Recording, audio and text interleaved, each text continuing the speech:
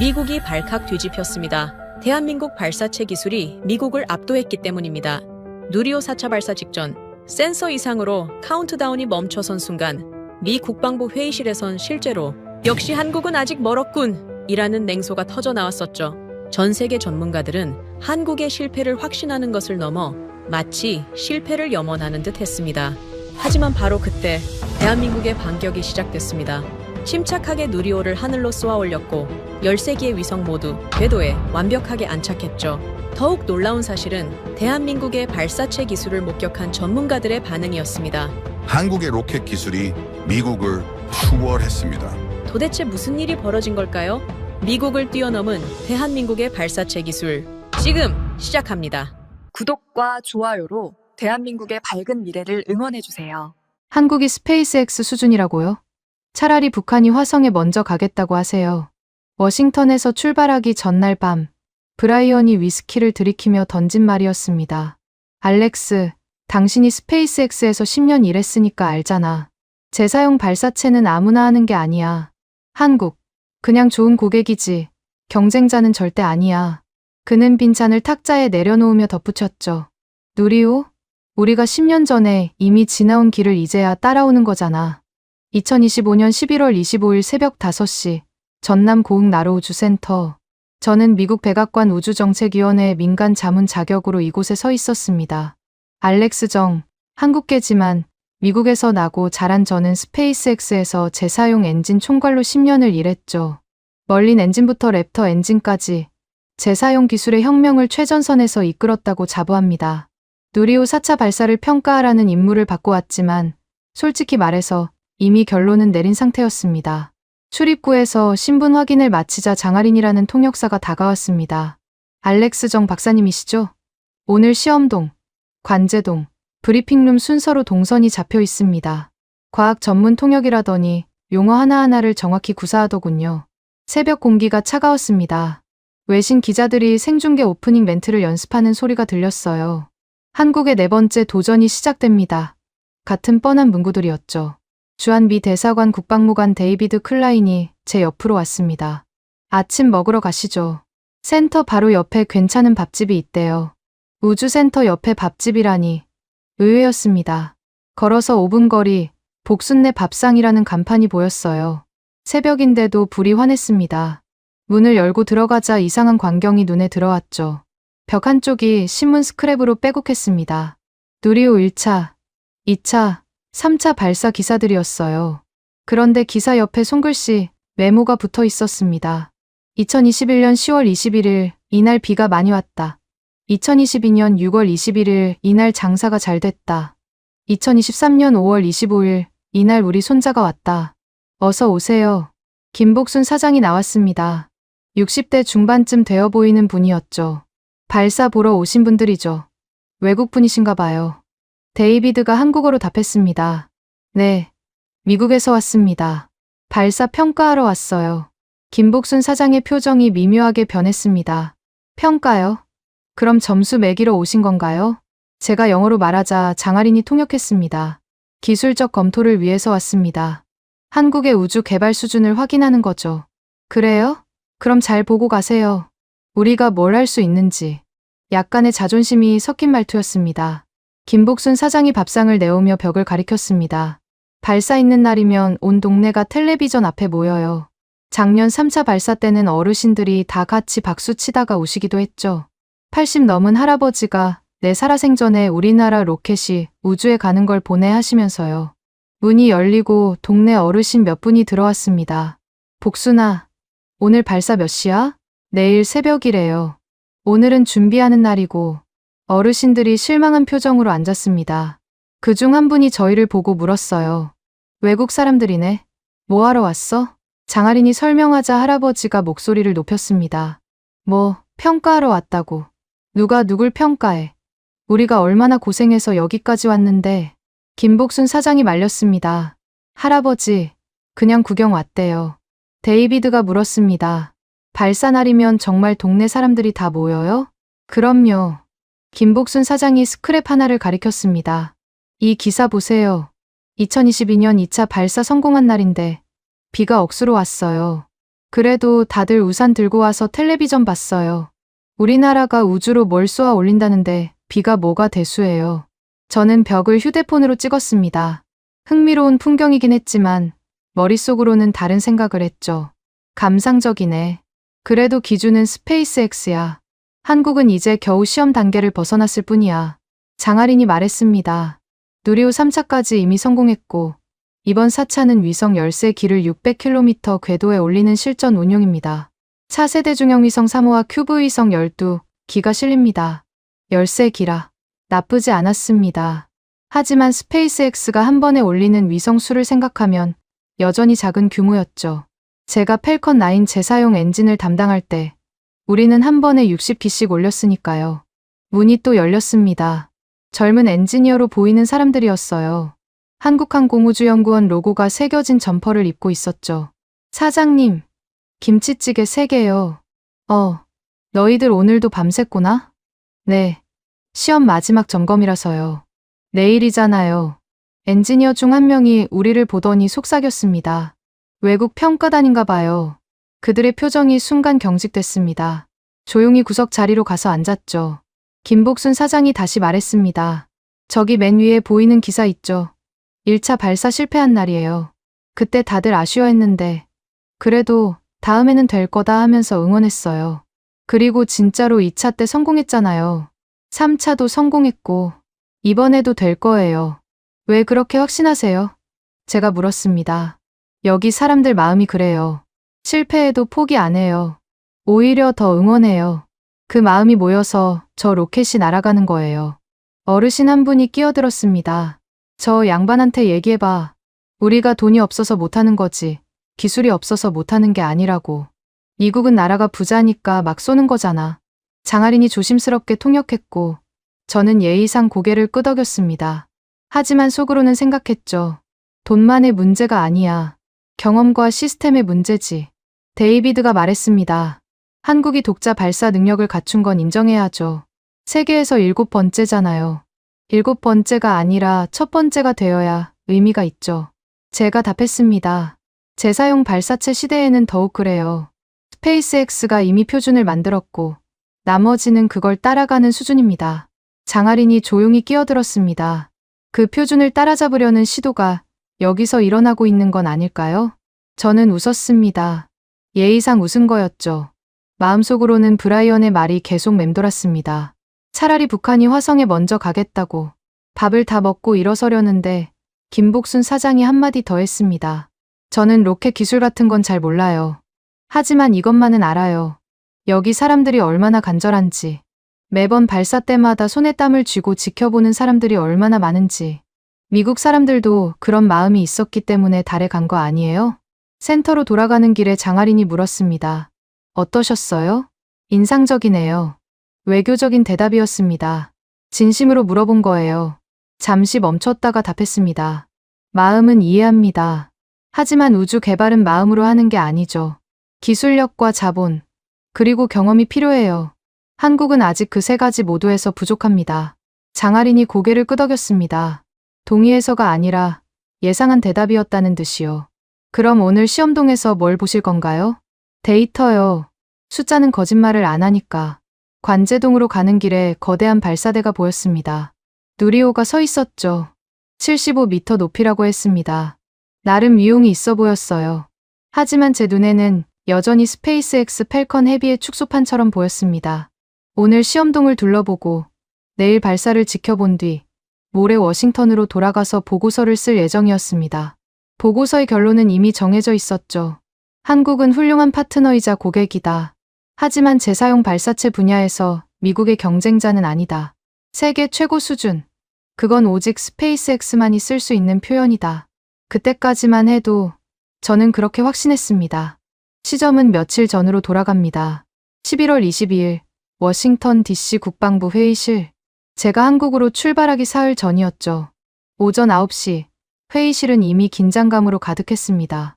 펜타곤 1인 깊숙한 곳에 있는 이 회의실은 미국 우주 전략의 방향을 결정하는 곳이었죠. 정면 스크린에는 스페이스X의 재사용 발사 이력 그래프가 떠 있었습니다. 2015년부터 2025년까지 완벽한 상승 곡선이었죠. 보시다시피 재사용 발사체가 발사 비용을 절반 가까이 줄였습니다. 제가 레이저 포인터로 그래프를 가리켰습니다. 킬로그램당 $2,000에서 $1,000 이하로. 스페이스X가 만든 이 표준은 이제 전 세계 우주 산업의 기준이 되었죠. 세계 최고 수준의 기준은 이미 정해져 있습니다. 케빈 로웰이 예산 파이 차트를 띄우며 끼어들었습니다. 그래서 더욱 명확합니다. 한 기업에 집중해서 관리하는 것이 가장 효율적이에요. 예산 분산은 곧 리스크 증가를 의미합니다. 그는 차트의 80%를 차지하는 부분을 가리켰죠. 이미 검증된 시스템에 투자하는 것이 의회 설득도 쉽고 정치적으로도 안전합니다. 왜 굳이 불확실한 곳에 베팅을 해야 합니까? 브라이언 스콧이 자기 회사 로고가 들어간 슬라이드를 띄웠습니다. 오리온 다이내믹스 동맹국 파트너십 구조라는 제목이었죠. 동맹국들은 여기 보시는 것처럼 정부 고객 카테고리에 들어갑니다. 한국, 일본, 호주, 인도 모두 훌륭한 고객입니다. 작년 한국은 우리 회사 발사 서비스를 3건이나 구매했죠. 하지만 명심하세요. 그들은 고객입니다. 파트너가 아니라. 화상 화면에서 야마구치 사토루가 말했습니다. 도쿄에서 접속한 그의 배경에는 일본 국기가 보였죠. 한국의 누리호 발사는 흥미롭긴 하지만 솔직히 말해서 규모가 작은 실험 수준입니다. 위성 몇 기 올리는 것과 상업 우주를 주도하는 것은 완전히 다른 차원이죠.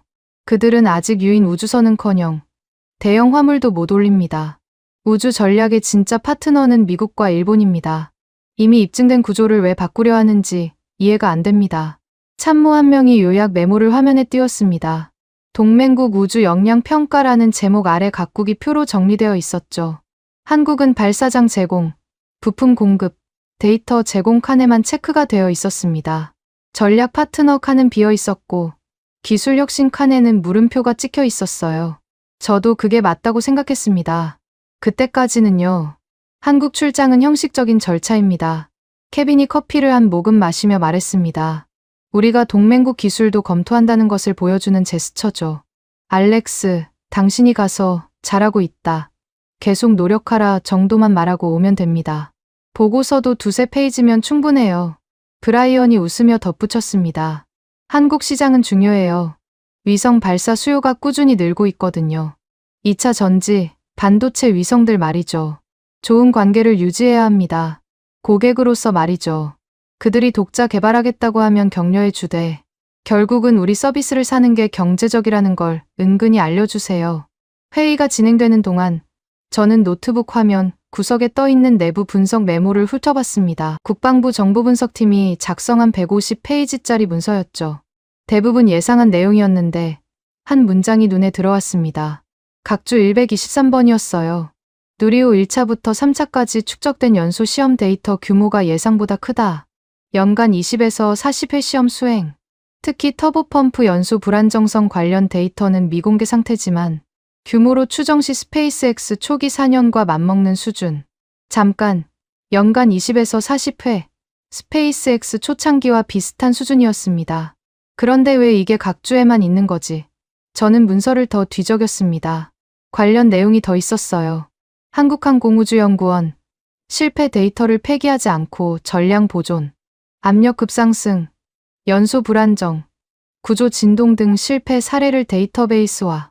하지만 그 내용들은 모두 각주나 부록에 묻혀 있었고 본문에서는 단 한 줄로 요약되어 있었죠. 한국, 발사체 기술 개발 지속 중. 질문 있으신 분? 제가 프레젠테이션을 마치며 물었습니다. 한 참모가 손을 들었습니다.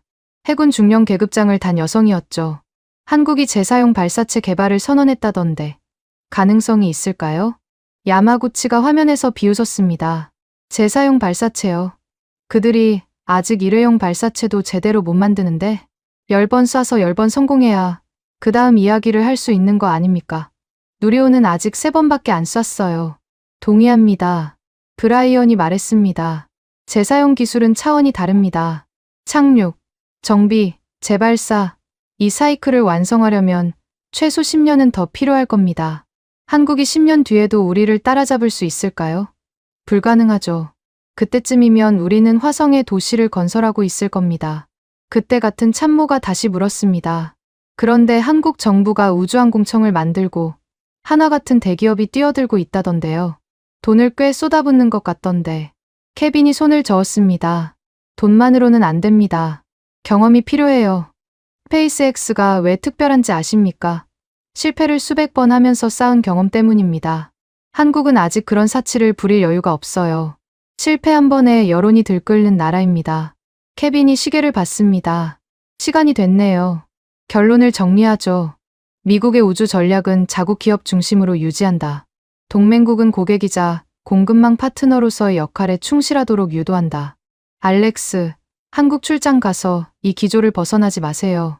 회의실을 나오려는데 한 젊은 분석관이 제게 다가왔습니다. MIT 박사 과정을 막 마친 것 같은 앳된 얼굴이었죠. 알렉스 박사님, 잠깐만요. 이거 보셨어요? 그가 태블릿을 내밀었습니다. 한국항공우주연구원의 최근 논문이었죠. 제목이 누리호 개발 과정에서 축적된 연소 불안정성, 데이터베이스 구축과 머신러닝 적용이었습니다. 흥미롭네요. 저는 예의상 그렇게 말했습니다. 단순히 흥미로운 수준이 아닌 것 같은데요. 그가 화면을 스크롤했습니다. 여기 보세요. 실패 데이터를 이렇게 체계적으로 정리한 건 처음 봅니다. 압력 스파이크, 진동 패턴, 온도 편차, 모든 게 시계열로 정리되어 있어요. 스페이스X 초기 자료보다 더 상세해요. 정리를 잘했네요. 저는 태블릿을 돌려주며 말했습니다. 정리만이 아니에요. 그가 고집스럽게 다시 태블릿을 내밀었습니다. 패턴 인식 알고리즘을 적용했대요. 실패 예측 정확도가 89%래요. 이건 우리도 못하는 수준인데요. 순간 뭔가 걸렸지만 저는 고개를 저었습니다. 데이터 정리를 잘한다고 해서 기술력이 있는 건 아닙니다. 실행이 중요하죠. 실제로 로켓을 쏘아 올리고 다시 가져오고 또 쏘는 것. 그게 진짜 기술입니다. 그 분석관이 물러났지만 표정은 납득하지 못한 것 같았습니다. 그래도 한 번쯤 진지하게 검토해 보시는 게. 충분히 검토했습니다. 제가 잘났습니다. 복도를 걸으며 브라이언과 마주쳤습니다. 알렉스, 한국 가면 김치나 실컷 먹고 와. 그거 말고는 볼 게 없을 테니까. 그가 어깨를 두드리며 웃었죠. 아, 그리고 혹시 한국 측에서 우리도 스페이스X처럼 할 수 있다는 소리를 하면 정중하게 웃어주고 와. 그들의 자존심을 너무 상하게 하면 안 되니까. 고객을 화나게 하면 안 되잖아. 저녁이 되어 집으로 돌아가는 길에 차 안에서 다시 그 각주를 떠올렸습니다. 스페이스X 초기 4년과 맞먹는 데이터 규모. 왜 자꾸 그 문장이 머릿속에 남는 걸까? 신호등이 빨간불로 바뀌자 잠시 멈춰 서서 생각했습니다. 한국이 정말 우리가 생각하는 것보다 앞서 있는 건 아닐까? 하지만 곧 고개를 저었죠. 불가능해. 재사용 발사체는 스페이스X가 10년 넘게 쌓아온 기술이야. 데이터가 많다고 해서 경험을 대체할 수는 없어. 집에 도착해서 짐을 싸면서도 저는 여전히 확신했습니다. 이번 출장은 형식적인 절차일 뿐이라고. 한국에 가서 시설 둘러보고 발사 구경하고 잘하고 있다는 립서비스나 하고 오면 된다고. 하지만 가방에 노트북을 넣으면서 문득 그 분석관이 보여준 논문 제목이 떠올랐습니다. 머신러닝 적용. 스페이스X에서 일할 때 우리도 비슷한 시도를 했었죠. 하지만 데이터가 부족해서 제대로 못했었습니다. 그때 앨런 머스크가 했던 말이 기억났습니다. 실패는 데이터다. 데이터는 자산이다.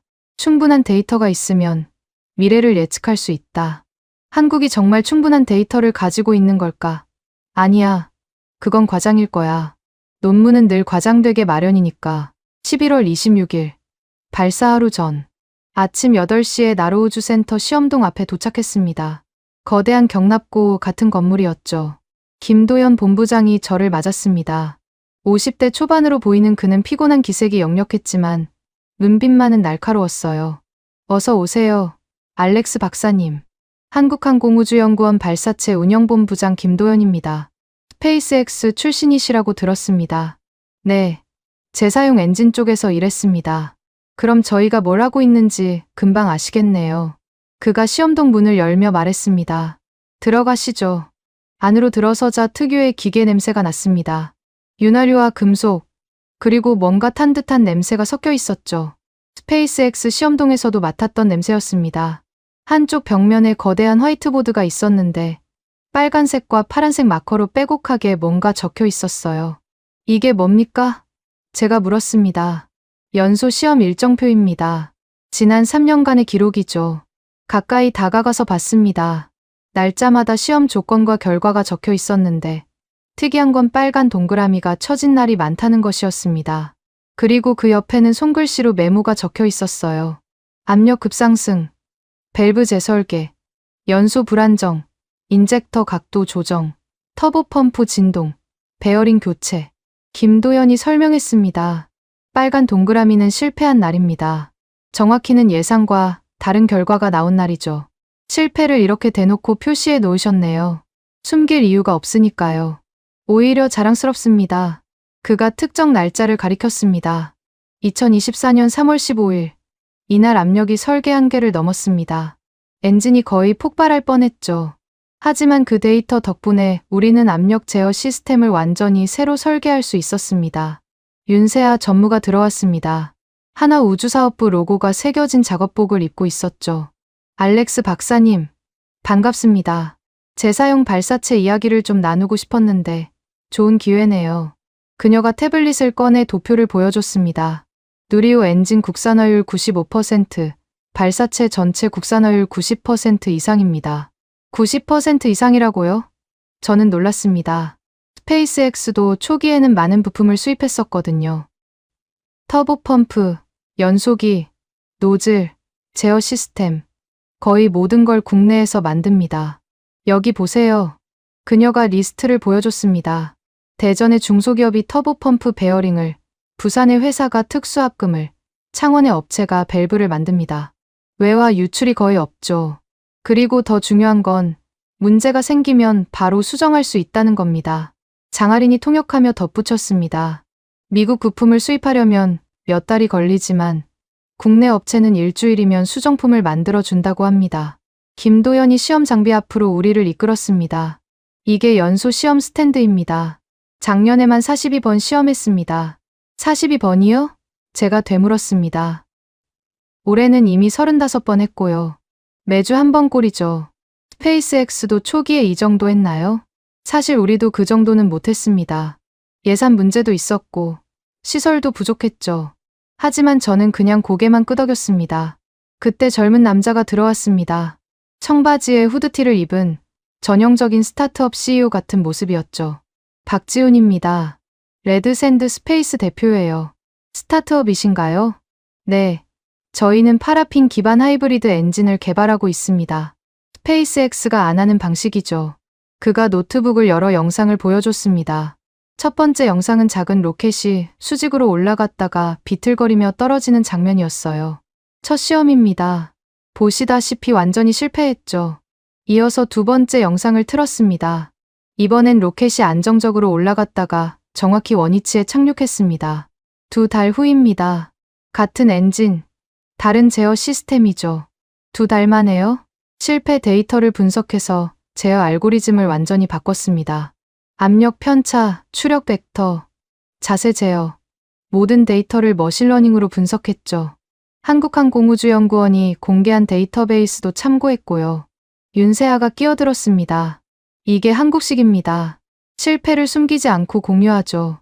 대기업, 연구원, 스타트업이 데이터를 공유합니다. 미국은 이런 게 가능한가요? 솔직히 불가능했습니다. 스페이스X는 데이터를 절대 공개하지 않았고 나사조차 접근하기 어려웠죠. 하지만 저는 다르게 답했습니다. 각자의 방식이 있는 거죠. 김도연이 다시 화이트보드 앞으로 갔습니다. 여기 보세요.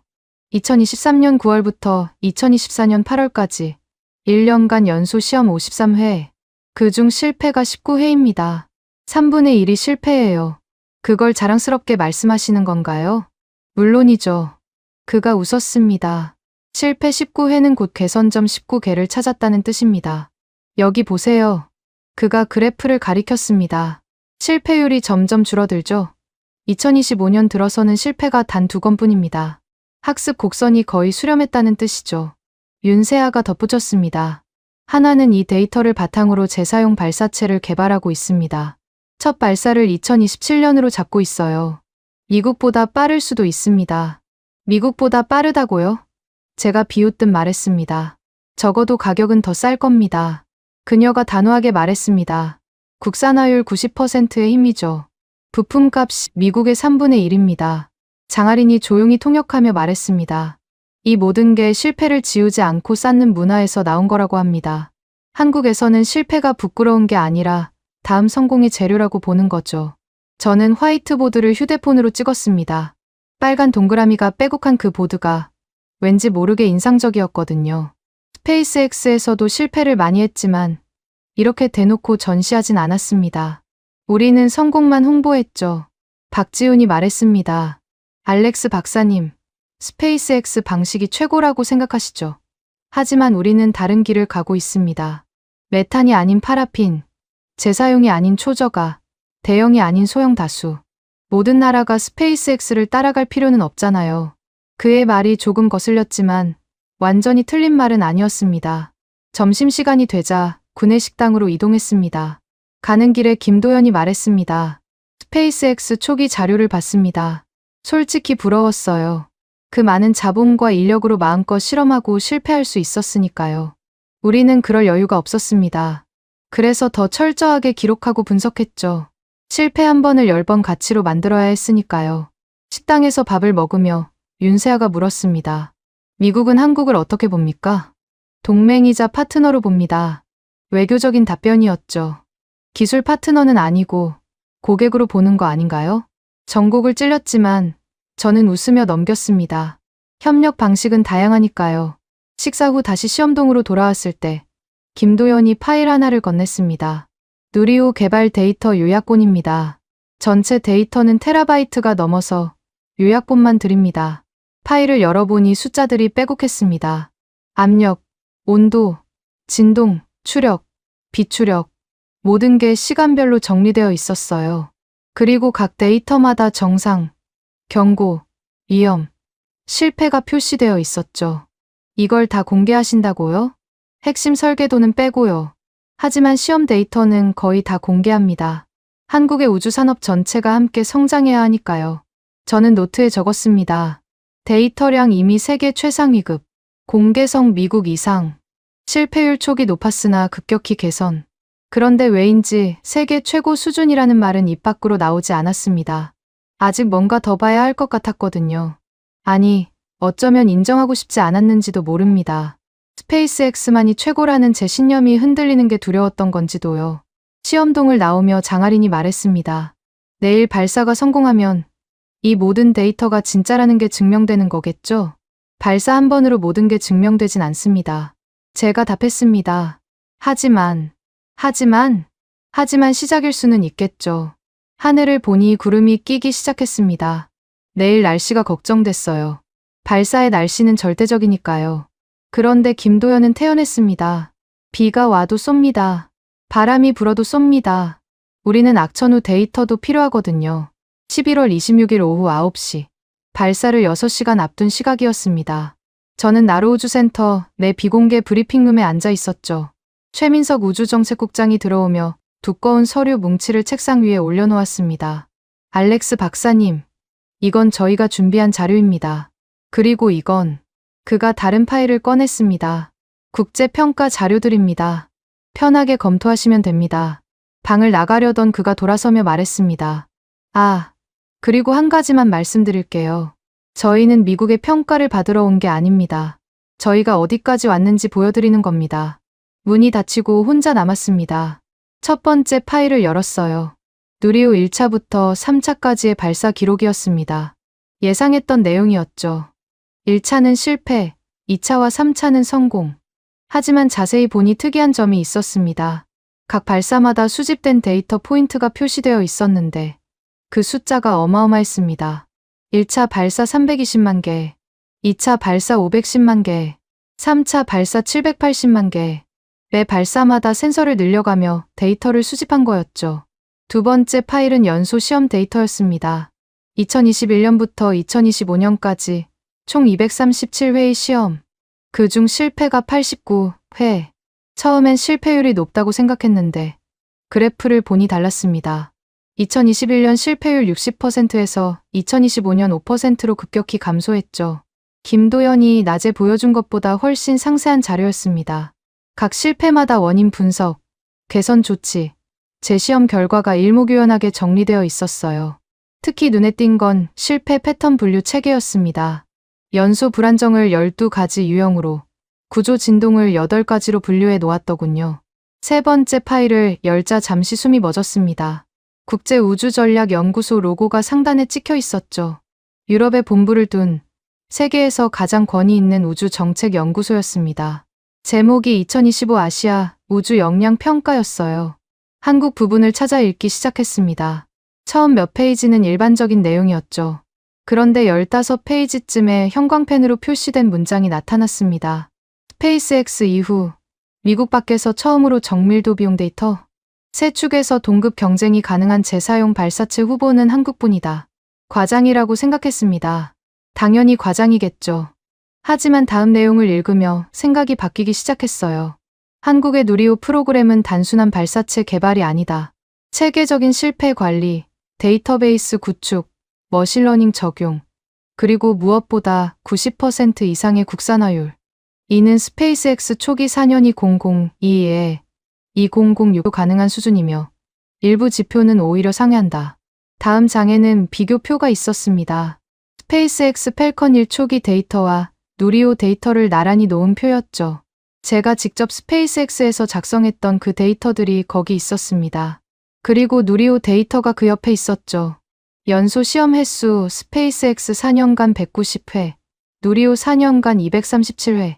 데이터 수집량 스페이스X 평균 발사당 100만 포인트, 누리호 평균 500만 포인트, 국산화율 스페이스X 초기 60%, 누리호 90%. 숫자만 보면 누리호가 앞서 있었습니다. 물론 시대가 다르고 기술 수준이 다르지만 그래도 이 숫자들은 무시할 수 없었죠. 네 번째 파일은 미국 국방부 정보분석팀의 내부 보고서였습니다. 외부 유출 금지 딱지가 붙어 있었는데 왜 이게 여기 있는지 의아했죠. 첫 장을 넘기자 메모가 있었습니다. 데이비드 클라인 중령 제공이라고. 보고서는 더 충격적이었습니다. 한국의 재사용 발사체 개발 가능성 높음. 예상 시기 2028년. 기술 수준 스페이스X 2015년 수준 도달 가능. 위협 평가 미국 상업 발사 시장의 1호에 20% 잠식 가능성. 그 아래 작은 글씨로 덧붙여져 있었습니다. 특히 아시아 중동 시장에서 가격 경쟁력으로 미국 기업 위협 예상. 정치적 중립성과 기술력을 동시에 갖춘 유일한 대안. 다섯 번째 파일을 열었습니다. 하나우주사업부가 작성한 재사용 발사체 사업 계획서였어요. 첫 페이지에 큰 글씨로 쓰여 있었죠. 목표 킬로그램당 발사 비용 $500. $500라고. 스페이스X도 현재 $1000 수준인데 불가능하다고 생각했지만 다음 내용을 보고 생각이 바뀌었습니다. 핵심 전략 1 국산 부품 사용으로 제작비 절감. 2 한국형 대량 생산 시스템 적용 3 정비 자동화로 턴어라운드 시간 단축 4 소형 위성 전용 최적화. 특히 세 번째 항목이 인상적이었습니다. 삼성 LG 배터리 공장의 자동화 기술을 로켓 정비에 적용.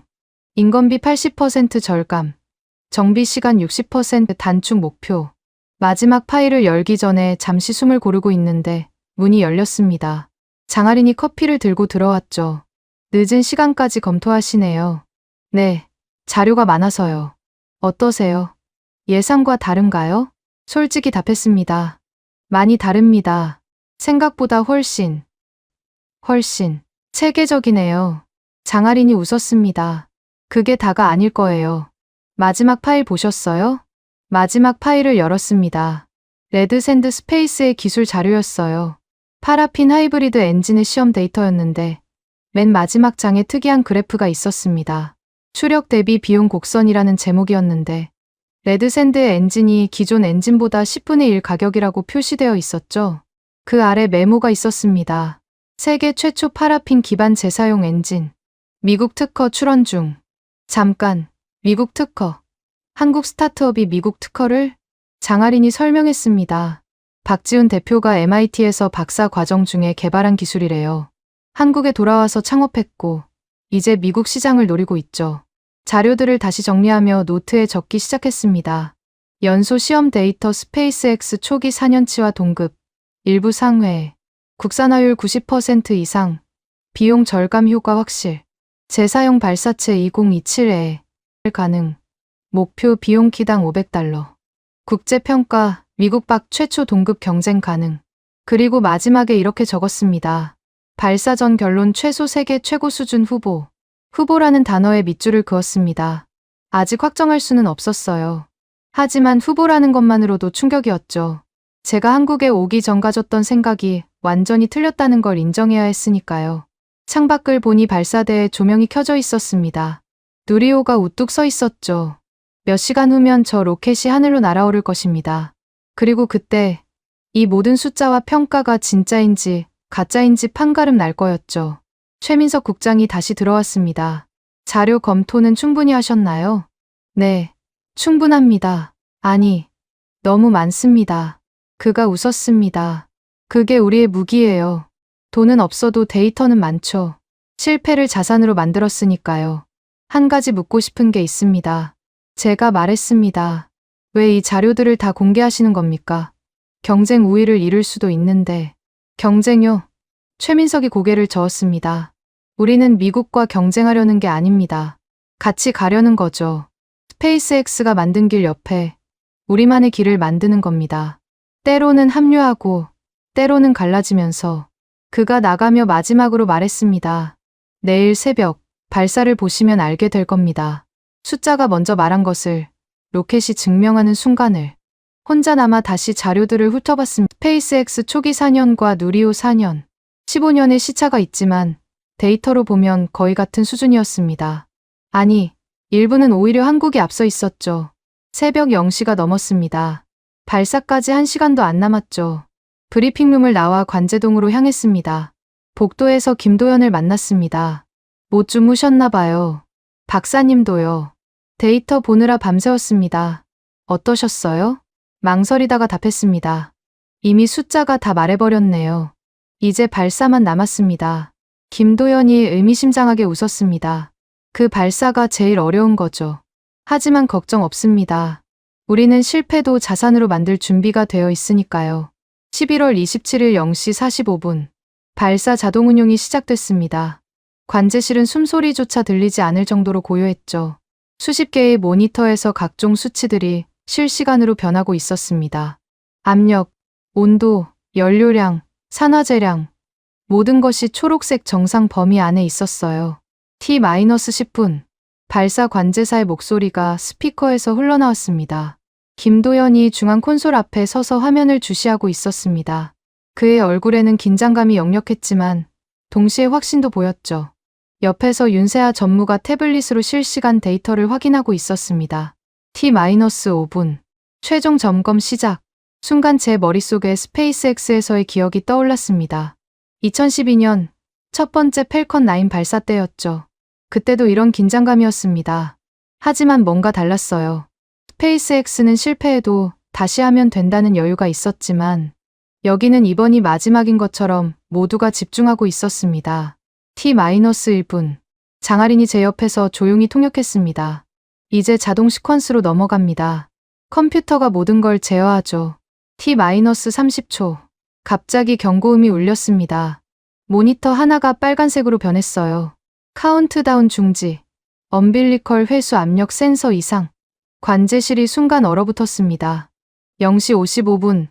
발사 예정 시각이었는데 멈춘 거였죠. 제 옆에서 데이비드가 숨을 들이켰습니다. 또 연기되는 건가? 김도연이 침착하게 명령했습니다. 시스템 로그 불러와. 센서 이력 확인하고 백업 센서 값 대조해봐. 엔지니어 한 명이 키보드를 빠르게 두드렸습니다. 압력 센서 A-7 비정상 수치 표시. 하지만 백업 센서 B-7은 정상입니다. 다른 센서들은 모두 정상 범위입니다. A-7만 문제인 것 같습니다. 김도연이 잠시 고민하더니 말했습니다. 하드웨어 팀, 현장 확인 가능한가? 5분이면 됩니다. 시계를 보니 0시 57분. 이미 2분이 지났습니다. 저는 과거 경험상 이런 상황에서는 발사를 취소하는 게 정석이라고 생각했죠. 스페이스X에서도 안전이 최우선이었으니까요. 그런데 관제실 한쪽에서 젊은 엔지니어가 손을 들었습니다. 본부장님, 과거 데이터 분석 결과가 나왔습니다. A-7 센서가 습도 80% 이상일 때 오작 동안 이력이 3번 있었습니다. 모두 실제로는 문제 없었고요. 윤세아가 끼어들었습니다. 현재 습도는 83%입니다. 김도연이 결단을 내렸습니다. 백업 센서 값을 메인으로 전환. 발사 시퀀스 재개 준비. 정말 괜찮겠습니까? 제가 물었습니다. 김도연이 저를 봤습니다. 우리는 이런 상황을 100번도 넘게 시뮬레이션 했습니다.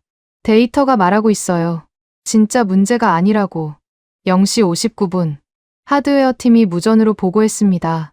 유관 확인 결과 이상 없음. 센서 표면의 연결 확인. 센서 전환 완료했나? 네, 완료했습니다. 발사 시퀀스 재개. T-60초부터 다시 카운트다운이 시작됐습니다. 하지만 이번에는 모두가 더 긴장한 표정이었죠. 실패하면 모든 책임을 져야 할 테니까요. 한편 고흥 밥집에서는 다른 풍경이 펼쳐지고 있었습니다. 나중에 장하린이 보여준 영상에서 본 건데 김복순 사장과 동네 어르신들이 텔레비전 앞에 모여 있었죠. 왜 멈췄어? 또 연기하는 거야? 아니야. 곧 다시 할 거야. 저번에도 그랬잖아. 김복순 사장이 말했다고 합니다. 걱정 마세요. 우리 애들이 알아서 잘할 거예요. 레드샌드 스페이스 사무실에서도 직원들이 모여 있었습니다. 박지훈이 노트북으로 실시간 중계를 보면서 팀원들에게 설명하고 있었죠. 센서 문제 같은데 아마 습도 때문일 거야. 고흥은 항상 습도가 높거든. 다시 관제실로 돌아옵니다. T-30초. 이번엔 아무 문제가 없었습니다. 모든 수치가 정상이었죠. T-10, 9, 8, 7, 6, 5, 4, 3, 2, 1. 84, 1시 13분. 누리호가 불꽃을 뿜으며 발사대를 떠났습니다. 관제실 전체가 진동으로 떨렸어요. 창밖으로 보이는 불기둥이 밤하늘을 환하게 밝혔습니다. 정상 26, 추력 100%. 롤 프로그램 시작. 저는 모니터를 주시했습니다. 속도, 고도, 자세각, 모든 수치가 실시간으로 변하고 있었죠. 그런데 놀라운 건 그 수치들이 제가 스페이스X에서 봤던 것과 거의 똑같다는 거였습니다. T+1분, 맥스큐 통과, 맥스큐 최대 동압 구간. 가장 위험한 순간 중 하나죠. 하지만 누리호는 거뜬히 통과했습니다. T+2분 40초. 1단 분리 준비. 1단 분리. 화면에서 1단이 분리되는 게 보였습니다. 완벽한 분리였어요. 2단 점화 확인. T+3분 53초. 페어링 분리. 페어링이 양쪽으로 갈라지며 떨어져 나갔습니다. 고도는 191km. 이미 우주의 경계를 넘어선 거였죠. 김도연이 조용히 말했습니다. 여기까지는 순조롭네요. T+4분 34초. 2단 분리. 3단 점화. 3단이 점화되며 최종 궤도 진입을 시작했습니다. 이제 남은 건 정확한 궤도에 진입하는 것뿐이었죠. 저는 궤도 데이터를 주시했습니다. 목표 고도 600km. 과연 얼마나 정확하게 맞출 수 있을까?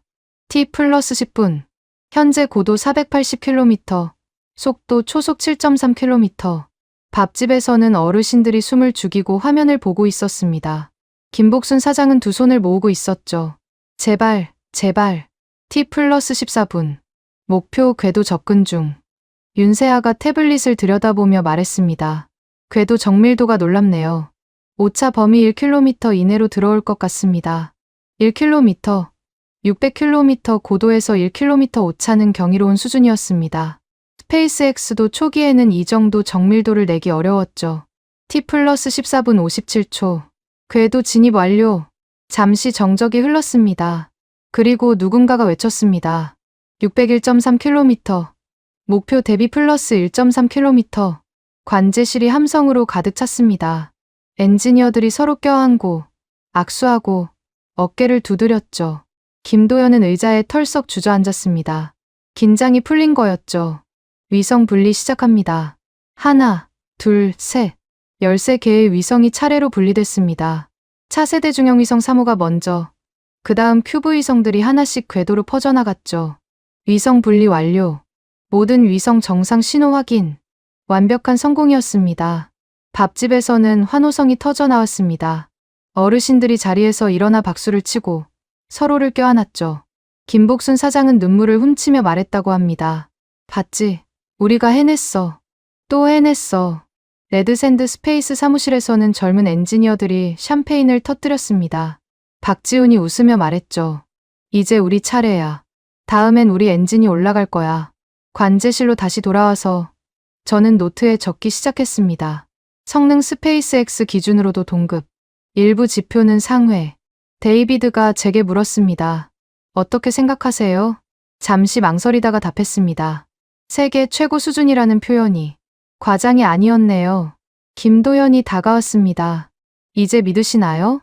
데이터로도 충분했지만 눈으로 보니 더 확실하네요. 이게 끝이 아닙니다. 윤세아가 말했습니다. 이제 시작이죠. 재사용 발사체로 가는 첫걸음입니다.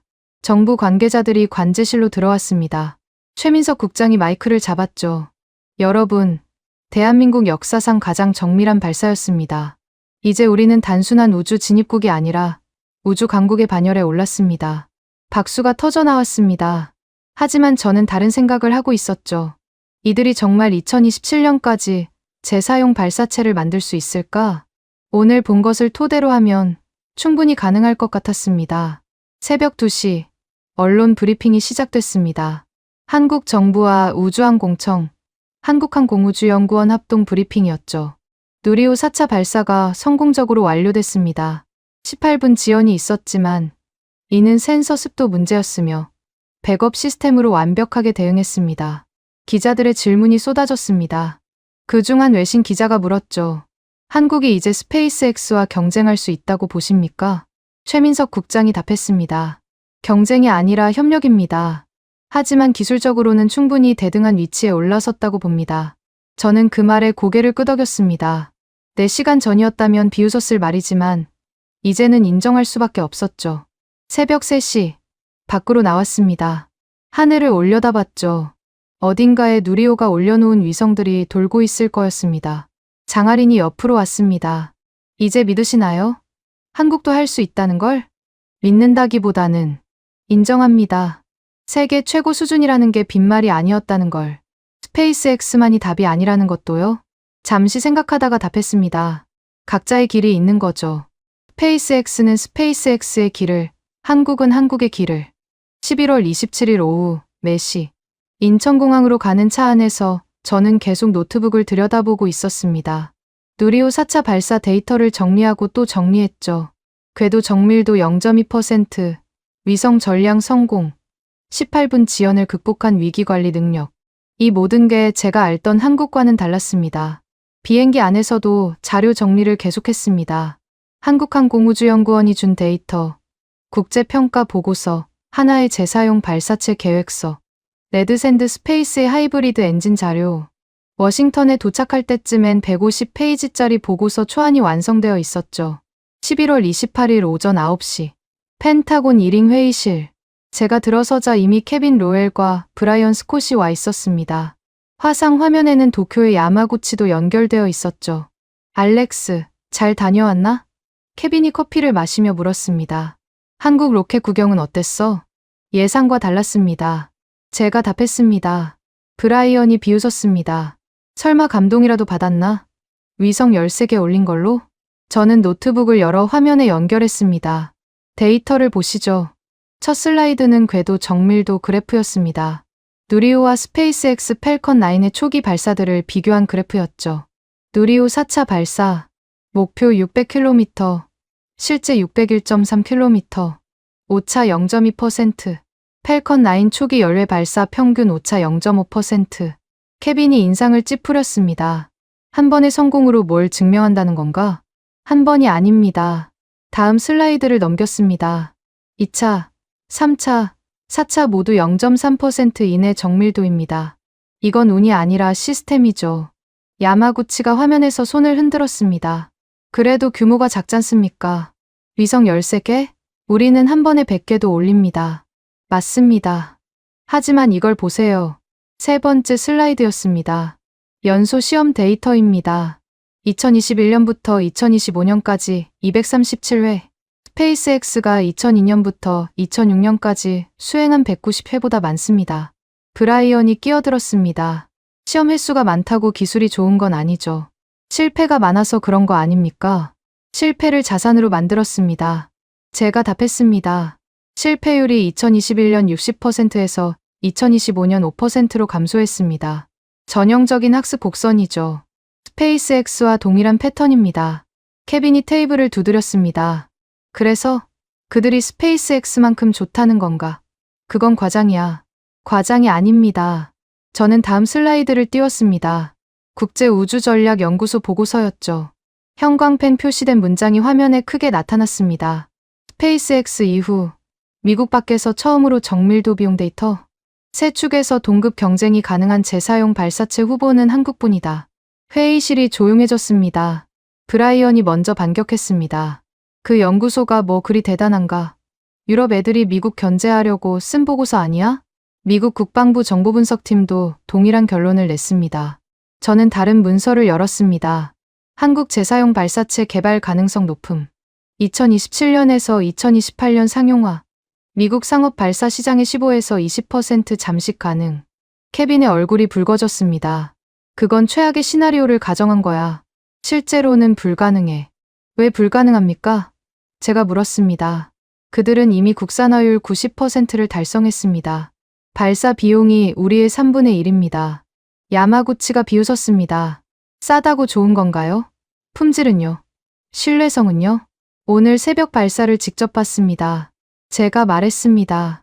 센서 이상으로 18분 지연됐지만 그들은 데이터 분석으로 문제를 해결했습니다. 그리고 성공했죠. 이게 신뢰성 아닙니까? 브라이언이 일어섰습니다. 알렉스, 당신 한국에 너무 감동받은 것 같은데. 며칠 가서 김치 먹고 왔다고 갑자기 한국 편드는 건가? 편드는 게 아니라 사실을 말하는 겁니다. 저도 일어섰습니다. 우리가 계속 무시하면 2030년쯤엔 아시아 시장을 전부 뺏길 겁니다. 케빈이 손을 들어 제지했습니다. 진정하자고. 알렉스, 설령 당신 말이 맞다고 쳐도 지금 전략을 바꿀 수는 없어. 의회가 뭐라고 하겠어. 자국 기업 두고 한국과 손잡는다고? 단일 기업 의존이 더 위험합니다. 제가 화이트보드로 갔습니다. 마커를 들고 크게 썼죠. 우주동맹 2.0. 그 아래 계속 적었습니다. 미국 한국 재사용 발사체 공동개발, 기술 공유, 발사장 공동 사용, 리스크 분산. 브라이언이 코웃음을 쳤습니다. 미친 소리야. 우리 기술을 왜 공유해? 그들이 우리한테 줄 게 뭐가 있는데? 데이터입니다. 제가 답했습니다. 237회 연소 시험 데이터, 실패 패턴 분류 체계, 머신러닝 알고리즘, 그리고 무엇보다 아시아 시장 접근권. 데이비드 클라인이 처음으로 입을 열었습니다. 저도 현장에 있었습니다. 알렉스 박사 말이 맞습니다. 한국은 이미 우리가 생각하는 수준을 넘어섰어요. 야마구치가 화를 냈습니다. 그럼 일본은 어떻게 되는 겁니까? 우리가 진짜 동맹 아닙니까? 일본도 중요합니다. 제가 말했습니다. 하지만 재사용 발사체 분야에서는 한국이 앞서 있는 게 사실입니다. 케빈이 고개를 저었습니다. 안 돼. 너무 급진적이야. 기존 전략을 유지하는 게 안전해. 안전하다고요? 저는 목소리를 높였습니다. 중국이 재사용 발사체 개발하고 있습니다. 인도도 마찬가지고요. 우리만 스페이스X에 의존하다가는 다 놓칩니다. 브라이언이 냉소적으로 말했습니다. 그래서 한국이 구세주라는 건가? 고작 로켓 4번 쏜 나라가? 제가 마지막 슬라이드를 띄웠습니다. 하나의 재사용 발사체 로드맵이었죠. 2027년 첫 발사. 킬로그램당 $500. 우리 현재 가격의 절반입니다. 불가능해. 브라이언이 소리쳤습니다. 삼성과 LG의 자동화 기술을 로켓 정비에 적용한대요. 제가 설명했습니다. 인건비 80% 절감. 한국이 배터리와 반도체에서 어떻게 세계 1등이 됐는지 아시죠? 같은 방식입니다. 회의실에 무거운 침묵이 흘렀습니다. 한 참모가 조심스럽게 물었습니다. 만약 한국과 협력한다면 구체적으로 뭘 얻을 수 있습니까? 제가 답했습니다. 첫째, 발사 비용 절감. 둘째, 아시아 시장 접근. 셋째, 스페이스X 의존도 감소. 넷째, 중국 견제를 위한 전진기지. 케빈이 한숨을 쉬었습니다. 이건 내 결정 사항이 아니야. 더 높은 곳에서 결정해야 해. 그럼 보고서에 뭐라고 쓸 겁니까? 제가 물었습니다. 케빈이 잠시 고민하더니 말했습니다. 한국은 예상보다 발전했다. 하지만 여전히 보조 파트너 수준이다. 이 정도? 그건 거짓말입니다. 제가 단호하게 말했습니다. 제가 직접 쓰겠습니다. 브라이언이 경고했습니다. 알렉스, 커리어 조심해. 대세를 거스르면 당신만 손해야. 진실을 외면하는 게 더 큰 손해입니다. 회의가 끝나고 복도로 나왔을 때 몇몇 젊은 참모들이 제게 다가왔습니다. 박사님, 용기 있는 발언이었습니다. 데이터만 보면 당신 말이 맞아요. 하지만 정치적으로는 저는 쓴웃음을 지었습니다. 정치가 기술을 이기는 게 문제죠. 점심시간, 케빈이 따로 불렀습니다. 알렉스, 당신이 본 건 인정해. 하지만 현실을 봐. 의회, 기업, 여론, 모든 게 현상 유지를 원해. 언제까지요? 중국이나 러시아가 우리를 위협할 때까지. 그때는 늦습니다. 케빈이 어깨를 으쓱했습니다. 그게 미국식이잖아. 위기가 와야 바뀌는 거. 오후에 보고서를 쓰면서 저는 계속 고민했습니다. 정치적으로 안전한 보고서를 쓸 것인가, 아니면 진실을 쓸 것인가. 결국 저는 첫 페이지에 이렇게 썼습니다. 한국은 이미 세계 최고 수준의 발사체 기술을 보유했다. 재사용 발사체 개발도 2027년 가능하다. 미국은 한국을 고객이 아닌 파트너로 인식해야 한다. 그렇지 않으면 10년 안에 아시아 우주 시장을 잃을 것이다. 그리고 마지막에 덧붙였습니다. 세계 최고 수준의 기술을 외면하는 것이야말로 진짜 리스크다.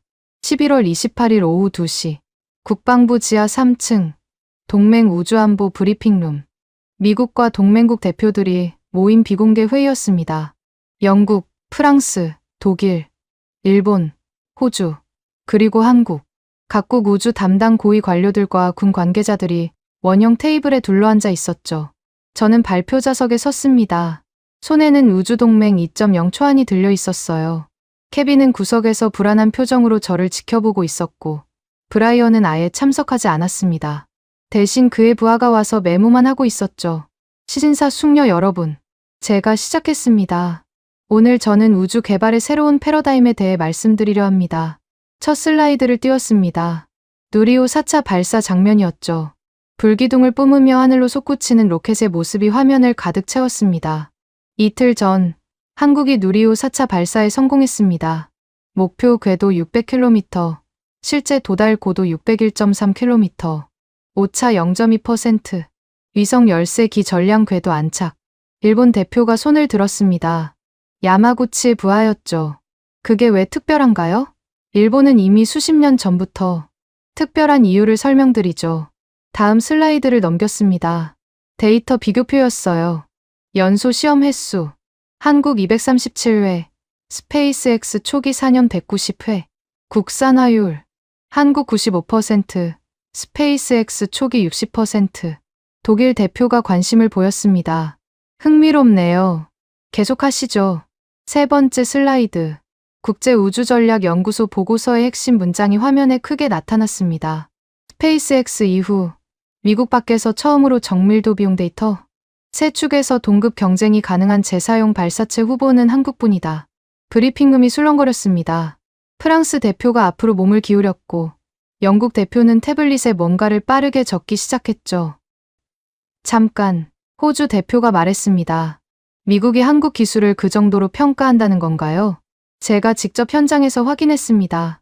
제가 답했습니다. 그리고 이제 중요한 말씀을 드리겠습니다. 심호흡을 했습니다. 이 순간이 제 커리어의 분기점이 될 수도 있었죠. 하지만 진실을 말해야 했습니다. 스페이스X 이후 미국이 처음으로 자국 밖 기술을 세계 최고 수준, 재사용 발사체 표준으로 인정해야 할 때가 왔습니다. 그 대상은 한국입니다. 정적이 흘렀습니다. 그 정적은 충격의 정적이었죠. 일본 대표가 벌떡 일어났습니다. 말도 안 돼. 한국이 무슨. 데이터가 말하고 있습니다. 제가 그를 제지했습니다. 한국은 이미 재사용 발사체 개발에 착수했고 2027년 첫 발사를 목표로 하고 있습니다. 킬로그램당 $500. 현재 우리 가격의 절반입니다. 케빈이 마지못해 끼어들었습니다. 알렉스 박사의 견해는 다소 급진적입니다. 하지만 데이터는 검토할 가치가 있습니다. 프랑스 대표가 물었습니다. 그래서 미국은 뭘 하자는 겁니까? 제가 화이트보드로 갔습니다. 크게 썼죠. 우주동맹 2.0. 그 아래 계속 적었습니다. 1점 한국-미국 재사용 발사체 공동 개발.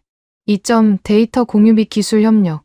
3점 발사장 인프라 공동 사용. 4점 아시아 시장 공동 진출. 5점 단일 기업 의존도 50% 이하로 감축. 영국 대표가 말했습니다. 야심찬 계획이네요. 하지만 현실적으로 우리에게 선택지가 많지 않습니다. 제가 말했습니다. 중국이 재사용 발사체를 개발하고 있고 인도도 뒤따르고 있습니다. 우리가 스페이스X 하나에만 의존하다가는 글로벌 경쟁에서 뒤처집니다. 독일 대표가 고개를 끄덕였습니다. 유럽도 비슷한 고민을 하고 있습니다. 아리안 6도 재사용이 안 되니까요. 한국과 협력하면 뭐가 달라지나요? 호주 대표가 물었습니다. 첫째, 발사 비용이 절반으로 줍니다. 제가 답했습니다. 둘째, 아시아 시장 접근이 용이해집니다. 셋째, 기술 리스크가 분산됩니다. 넷째, 중국 견제를 위한 전진기지를 확보합니다. 그때 문이 열리고 누군가 들어왔습니다. 이수연이었죠. 미국 국방우주 전문 매체의 한국 특파원. 그녀가 케빈에게 작은 목소리로 뭔가 말했고 케빈의 표정이 굳어졌습니다. 잠시만요. 케빈이 손을 들었습니다. 방금 속보가 나왔답니다. 한국 정부가 재사용 발사체 개발 예산을 2배로 증액했다고. 그리고 하나가 스페이스X 출신 엔지니어 20명을 영입했답니다. 브리핑룸이 다시 술렁거렸습니다. 제가 말을 이었습니다. 보십시오. 한국은 이미 움직이고 있습니다. 우리가 인정하든 안 하든 그들은 세계 최고 수준을 향해 가고 있어요. 일본 대표가 다시 반발했습니다. 그래도 경험이 부족해요. 우주 개발은 돈과 기술만으로 되는 게 아닙니다. 맞습니다. 경험이 필요하죠. 제가 동의했습니다. 하지만 한국은 실패를 데이터로 만들어 경험을 압축하고 있습니다. 237회 연소 시험에서 89회 실패. 그 실패 데이터를 머신러닝으로 분석해서 패턴을 찾아냈어요. 프랑스 대표가 노트에 뭔가를 적으며 말했습니다. 흥미롭네요. 우리도 검토해볼 가치가 있을 것 같습니다. 영국 대표도 동의했습니다. 한국과의 협력, 진지하게 고려해봐야겠네요. 케빈이 불안한 표정으로 말했습니다. 여러분, 아직 확정된 건 아닙니다. 이건 알렉스 박사의 개인 견해가 아닙니다. 제가 단호하게 말했습니다. 이건 데이터가 말하는 진실입니다. 그리고 오늘 이 자리에서 제가 공식적으로 말씀드립니다. 미국이 처음으로 외국 기술에 의존하는 재사용 발사체 시대가 올 것입니다. 그 파트너는 한국이 될 가능성이 높습니다. 회의가 끝난 후 복도에서 이수연이 저를 불렀습니다. 알렉스 박사님, 방금 하신 말씀 기사화해도 될까요? 공식 브리핑에서 한 발언입니다. 써도 됩니다. 그녀가 노트북을 꺼내 빠르게 타이핑하기 시작했습니다. 제목이 보였죠. 우주동맹 2.0 미국이 처음으로 인정한 한국식 재사용 발사체. 오후 4시 이수연의 기사가 온라인에 올라왔습니다.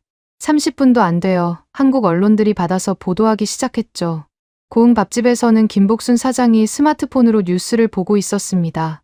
장아린이 옆에서 기사를 번역해 읽어주고 있었죠.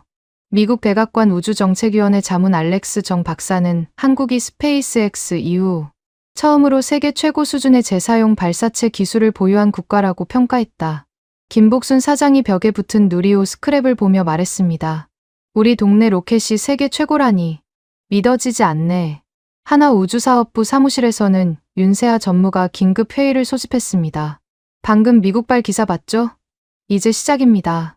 내년 예산 2배 증액 확정됐고 스페이스X 출신 엔지니어들도 다음 주 합류합니다. 팀원 하나가 물었습니다. 정말 2027년에 재사용 발사체 쏠 수 있을까요?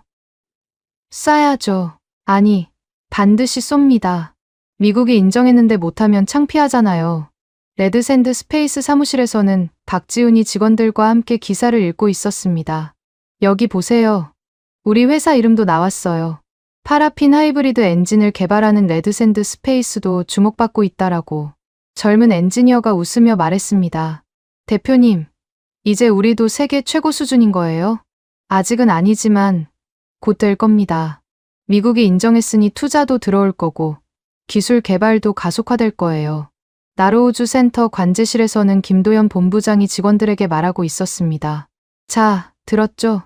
이제 전 세계가 우리를 주목하고 있습니다. 부담스럽지만 동시에 기회입니다.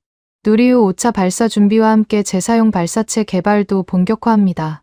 서울과학기술 관련 부처 사무실에서는 최민석 국장이 장관에게 보고하고 있었습니다.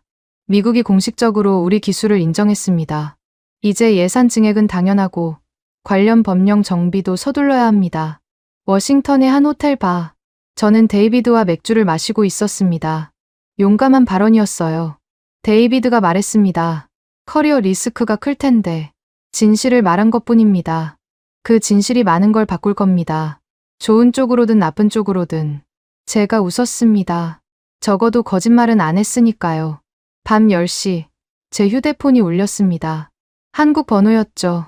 장아린이었습니다. 알렉스 박사님, 기사 봤어요. 정말 감사합니다. 감사할 일이 아닙니다. 사실을 말한 것뿐이에요. 그 사실을 인정하는 게 얼마나 어려운지 아시잖아요. 특히 미국 입장에서 어렵지만 필요한 일이었습니다. 한국 사람들이 정말 기뻐하고 있어요. 특히 고흥 사람들이요. 김복순 사장님이 박사님께 꼭 전해달래요. 다음에 오시면 밥 공짜라고. 전화를 끊고 창밖을 봤습니다. 워싱턴의 불빛이 반짝이고 있었죠. 어딘가에서는 케빈과 브라이언이 제 보고서를 놓고 고민하고 있을 겁니다. 하지만 이미 시작된 일이었습니다. 한국이 세계 최고 수준이라는 진실이 이제 전 세계로 퍼져나가고 있었으니까요. 11월 29일 밤 11시 워싱턴 호텔 방 책상 위에 3가지 물건을 올려놓았습니다. 나로우주 센터 출입 패스, 고흥 밥집 영수증, 그리고 동맹 우주안보 브리핑 배지. 나흘 동안의 여정을 압축한 증거들이었죠. 노트북을 열었습니다. 보고서 최종본을 써야 했어요. 화면에는 이미 150페이지가 넘는 초안이 있었지만 첫 페이지가 마음에 들지 않았습니다. 지우고 다시 썼죠. 한국은 재사용 발사체 시대의 옵션이 아니라 스페이스X 이후 미국이 처음으로 외국에서 찾은 세계 최고 수준 표준이다. 이 문장을 쓰고 나서 잠시 멈췄습니다. 나흘 전에 제가 이 문장을 봤다면 비웃었을 겁니다. 차라리 북한이 화성에 먼저 가겠다던 브라이언처럼 말이죠. 밥집 영수증을 들어봤습니다. 김치찌개 7,000원. 그 아래 김복순 사장의 손글씨가 있었어요. 또 오세요. 간단한 메모였지만 그 안에 담긴 따뜻함이 느껴졌습니다. 그녀가 했던 말이 떠올랐습니다. 발사 날이면 온 동네가 텔레비전 앞에 모여요. 비가 와도 눈이 와도 그때는 그저 감상적이라고 생각했죠. 하지만 이제 알 것 같았습니다. 그 마을 사람들의 응원이 모여서 정말로 로켓을 우주로 보낸 거였다는 걸. 기술만으로는 불가능한 사람들의 믿음이 만든 기적이었던 거죠. 출입 패스를 뒤집어 봤습니다. 제가 메모한 글씨가 있었어요. 데이터량 이미 세계 최상위급. 시험동에서 김도연 본부장이 보여준 화이트보드를 본 후 적은 거였죠. 빨간 동그라미로 가득한 그 시험표가 아직도 눈에 선했습니다. 실패를 숨기지 않고 자랑스럽게 전시한 그 용기가 브리핑 배지를 만지작거렸습니다. 오후에 제가 미국이 처음으로 외국에서 찾은 세계 최고 수준 표준이라고 말했을 때 회의실에 충격받은 표정들이 떠올랐어요. 특히 일본 대표의 당황한 얼굴과 프랑스 대표의 흥미로운 눈빛이. 그 순간 저는 역사의 전환점에 서 있다는 걸 느꼈습니다. 휴대폰이 울렸습니다. 메시지였죠. 장아린이 보낸 사진이었습니다. 고흥 밥집 벽에 새로 붙은 스크랩. 오늘 날짜와 함께 제 발언이 실린 한국 신문 기사였어요. 그 옆에 김복순 사장의 손글씨 메모. 2025년 11월 29일 우리 동네 이름이 미국 기사에 나온 날. 그 아래 또 다른 메시지가 있었습니다. 김복순 사장님이 직접 쓰셨대요. 평생 처음으로 영어 기사에 자기 동네가 나왔다고. 너무 자랑스럽다고 하시네요. 웃음이 나왔습니다. 그리고 동시에 뭔가 뭉클했죠. 작은 어촌 마을이 세계 우주 개발의 중심에 서게 된 이 아이러니가. 노트북으로 돌아가 계속 썼습니다. 한국의 성공은 단순한 기술 발전이 아니다. 실패를 자산으로 바꾸는 문화, 전 국민의 응원, 그리고 세계 최고가 되겠다는 집념이 만든 결과다. 스페이스X가 실리콘밸리의 혁신 정신으로 성공했다면 한국은 전 국민의 염원과 현장의 땀으로 성공했다. 창밖을 봤습니다. 워싱턴의 밤은 여전히 밝았죠. 펜타곤 방향을 바라봤습니다. 아마 지금도 케빈과 브라이언이 제 보고서를 놓고 회의하고 있을 겁니다. 받아들이든 거부하든 진실은 이미 세상에 나왔으니까요. 전화가 울렸습니다. 뜻밖에도 앨런 머스크의 비서였습니다. 알렉스 박사님, 머스크 회장님이 통화를 원하십니다. 잠시 후 익숙한 목소리가 들렸죠. 알렉스, 한국 발언 기사 봤어. 흥미롭더군. 앨런, 오랜만입니다. 한국이 정말 그 정도야. 세계 최고 수준? 데이터가 그렇게 말하고 있습니다. 그럼 경쟁자가 생긴 건가? 그의 목소리에 긴장감이 느껴졌습니다. 경쟁자라기보다는 다른 길을 가는 동료라고 봐야죠. 그들은 우리와 다른 방식으로 같은 목표를 향해 가고 있어요. 앨런이 잠시 침묵하다가 말했습니다. 재밌겠네. 독점은 지루하니까 한국 엔지니어들 만나보고 싶어. 전화를 끊고 나서 깨달았습니다. 제 발언이 단순히 한국을 인정한 것을 넘어 전 세계 우주 산업의 판도를 바꾸기 시작했다는 걸. 메일함을 확인했습니다. 맨 위에 미국 한국 재사용 발사체 공동 연구 논의 제안이라는 제목의 메일이 있었어요. 발신자는 최민석 국장이었습니다. 알렉스 박사님, 오늘 발언에 감사드립니다. 한국은 미국과 함께 가길 원합니다. 경쟁이 아닌 협력으로 내년 초 워싱턴에서 뵙겠습니다. 답장을 썼습니다. 저도 기대하고 있습니다. 스페이스X가 만든 길 옆에 한국이 만들 새로운 길을. 보고서로 돌아갔습니다. 결론 부분을 쓰기 시작했죠. 미국은 이제 결정해야 한다. 한국과 손잡고 재사용 발사체를 공동 개발할 것인지 아니면 계속 단일 기업에만 의존할 것인지. 나는 전자를 강력히 권한다. 2027년을 목표로 한국과 공동 프로젝트를 시작해야 한다. 그들의 데이터와 우리의 경험을 합치면 현재보다 훨씬 강력한 시너지를 만들 수 있다. 무엇보다 중요한 건 단일 기업 의존도를 줄여 리스크를 분산시키는 것이다. 그리고 한국과 함께라면 아시아 우주 시장 진출도 훨씬 수월해질 것이다. 그리고 마지막 문장을 추가했습니다. 우주 개발의 미래는 독점이 아닌 다양성에 있다. 한국은 그 다양성의 첫 번째 파트너가 될 자격이 충분하다. 그들이 보여준 것은 단순한 기술력이 아니라 실패를 두려워하지 않는 용기와 함께 가는 문화의 힘이었다. 저장 버튼을 눌렀습니다. 내일 아침 제출할 보고서였죠. 출입 패스를 다시 들어 뒤집어 봤습니다. 빈 공간에 펜을 들어 적었습니다. 고응. 1127 새벽 스페이스X 이후 처음으로 다른 표준을 본 날. 그리고 그 아래 한 줄 더 추가했습니다. 세계 최고는 하나가 아닐 수 있다. 새벽 1시가 넘었습니다. 창문을 조금 열었어요. 찬 공기가 들어왔죠. 고흥의 습한 새벽 공기와는 달랐지만 같은 하늘 아래 있다는 건 같았습니다. 어딘가 601.3km 상공에서는 누리호가 올린 13개의 위성이 지구를 돌고 있을 겁니다. 그리고 2027년쯤에는 한국의 재사용 로켓이 그 자리를 오갈 거고요. 어쩌면 스페이스X 로켓과 나란히 비행할 날도 올지 모릅니다. 책상 위 새 물건을 한 번 더 봤습니다. 출입 패스, 영수증, 배지. 사진을 찍어 저장했죠. 언젠가 회고록을 쓴다면 이 사진이 중요한 증거가 될 테니까요. 미국이 처음으로 스페이스X 웨이 표준을 인정한 순간의 증거. 침대에 누워 천장을 바라봤습니다. 나흘 전 인천공항으로 향하던 차 안에서의 확신이 떠올랐죠. 한국은 고객일 뿐이다. 스페이스X만이 표준이다. 이제 그 확신은 완전히 바뀌었습니다. 한국은 고객이 아니라 파트너였고 스페이스X 외에도 표준이 될 수 있는 길이 있었습니다. 그리고 그 길은 때로는 더 인간적이고 더 따뜻할 수도 있다는 걸 배웠죠. 잠들기 전 마지막으로 생각했습니다. 브라이언이 비웃었던 그 말. 한국이 스페이스X 수준이라고? 차라리 북한이 화성에 먼저 가겠다. 틀렸어. 브라이언. 한국은 이미 그 수준에 도달했고 앞으로 더 나아갈 거야. 그리고 그건 미국에게도 기회가 될 거야. 독점의 시대가 끝나고 협력의 시대가 시작되는. 우주는 충분히 넓으니까. 모두를 위한 자리가 있으니까. 대한민국이 잘하고 있다고 생각하신다면, 한국 최고, 대한민국이 아직 멀었다고 생각하신다면, 한국 힘내라. 여러분의 생각을 댓글로 남겨주세요. 지금까지 감동을 더하다였습니다.